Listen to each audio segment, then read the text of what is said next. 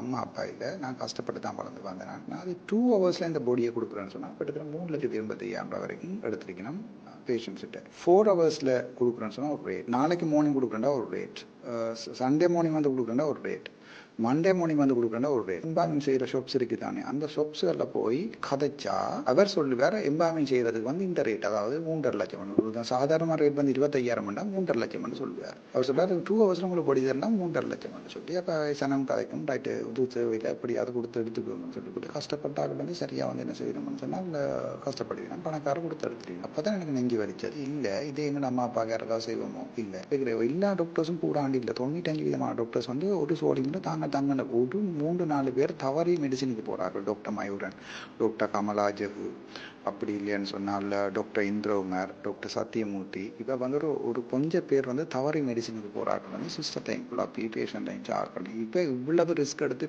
Dialysis பேஷண்ட்டை சாப்பிடுவேன் என்றால் ஆர்டிஏ பேஷண்ட் இன்யூ பேஷண்ட்ஸை வந்து சாப்பிடணும்னு சொன்னாங்க. அந்த ஹீட்டு தங்கண்ட புள்ள வந்து ஆக்சிடென்ட் பட்டு நோசாலை மூக்காலையும் காதலும் ரத்தம் இப்படியில் 6வது டாக்டர் இப்படி செய்தால் தான் ஒரு சாதாரண கூலி தொழிலாளியாக இருந்தால் எப்படி இருக்குன்னு யோசிச்சு பார்க்கணும். ஒவ்வொரு மனமும் யோசிச்சு ஒவ்வொரு ஆக்களும் நீங்கள் யோசிச்சு பார்க்கணும். ஆனால் அது சொன்னால் கோவப்பட்டவை கொண்டு செய்யக்கூடாது. நான் ஒரு மெடிக்கல் அட்மின், எனக்கு பேஷண்ட் பார்க்க வேண்டிய எந்த ரூல்ஸ் இல்லை, எந்த வேலை இல்லை, நான் ஹாஸ்பிட்டல் மேனேஜ்மெண்ட் தான் செய்யணும். என்னோட சேலஞ்ச் எடுத்துட்டு தாங்கள் அங்கே போயிருந்து ஸ்டேட்மெண்ட்டுக்கு கொடுத்து கொண்டிருக்கணும். இதில் முக்கியமான ஆள் வந்து டாக்டர் தர்ஷன் என்று சொல்கிறார். அவர் வந்து இப்போ அட்மினிஸ்ட்ரேஷன் எக்ஸாம் படித்து கொண்டு இருக்கிறார். இவருக்கு ஏற்கனவே சரியான ஊழல் இருக்குது. கோயம்புத்தூரில் வந்து இவர் வந்து தன் அன்னைக்கு வந்து பில்டிங் கட்ட கொடுத்துருக்கான்னு சொல்லி ப்ரூவ் பண்ணப்பட்ட ஊழல்.